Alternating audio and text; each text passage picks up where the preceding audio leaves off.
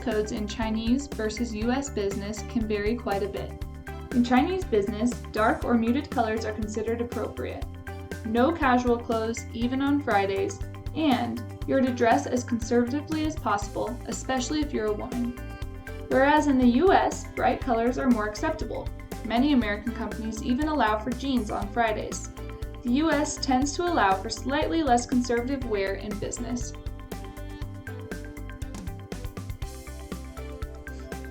Another area of difference between Chinese culture and American culture is name formalities.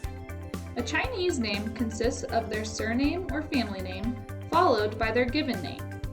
You should never call someone by only their first or last name. And it's important to address someone by their business title and last name. For example, Commander Chun. In US culture, the given name is followed by the surname or family name.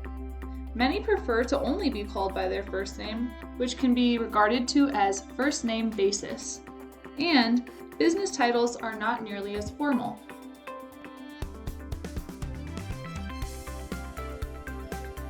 There are certainly some major cultural differences when it comes to introductions and exits in China versus the USA. The Chinese do not like doing business with strangers typically.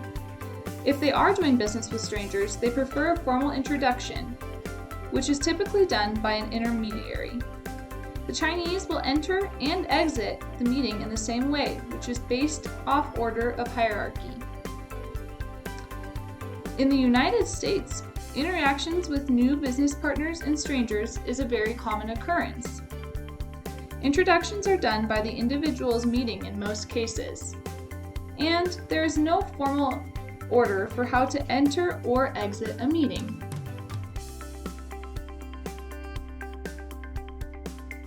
Next, we will discuss some of the important communication style differences between China and the United States.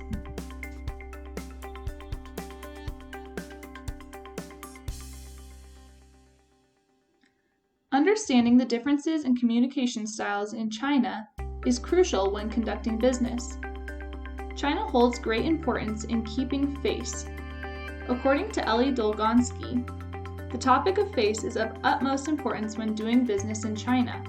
The best way to explain this concept is through the phrase keeping face. Basically, in all of your interactions with the Chinese, you can gain or lose face, much like a reputation. Gifts are a great way to show respect. Research must be done, though, to know which gifts are appropriate and which are not. Chinese rarely say no, so it's important to understand that phrases like "it's okay" likely do mean no. Communication styles in the US can vary greatly. In the USA, eye contact is considered crucial in conducting business. The same does not apply in China. In American business, it is considered important to be clear in communicating yes or no. And oftentimes, American meetings get very intense. Chinese typically stay poised and calm in order to reiterate their ability to do business. Now, we will go over a brief summary of the cultural differences we have learned about Chinese business. First, dress code. It tends to be stricter in China, and wearing bright colors should be avoided. Name formalities. In China, the last name comes before the first, and using the person's formal title before their name can show respect. Introductions and exits. The Chinese enter and exit a room in order of hierarchy. Lastly, communication styles.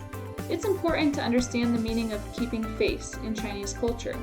Also, know the difference between phrases used instead of the word no.